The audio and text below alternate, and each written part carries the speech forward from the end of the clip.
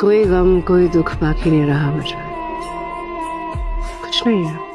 तुम कहती हो सब बुला दिया, सलमान को दिल से निकाल दिया, लेकिन तुम्हारी आंखों में जो हसरत है,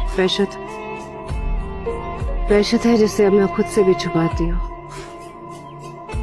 माँ यकीन माने, मुझे अपनी नाकाम मोहब्बत का कोई दुख नहीं। अल्लाह ने मेरे दिल के सारे जख्म भर दिए, कोई तकलीफ नहीं है, कुछ नहीं है। अगर कोई दुख नहीं है तो फिर तुम्हारे ये आंसू, जो आंसू मैंने गैर अल्लाह की याद में बहाए, उनकी माफी हो जाए, इसलिए है ये आंसू। प्यार हो जाता है, मोहब्बत की जाती है, और इश्क अल्लाह से,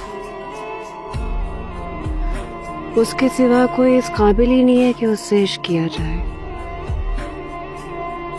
और इश्क मजाजी तो है ही गैर हकीकी। इश्क सिर्फ अल्लाह से, इश्क पर हक सिर्फ अल्लाह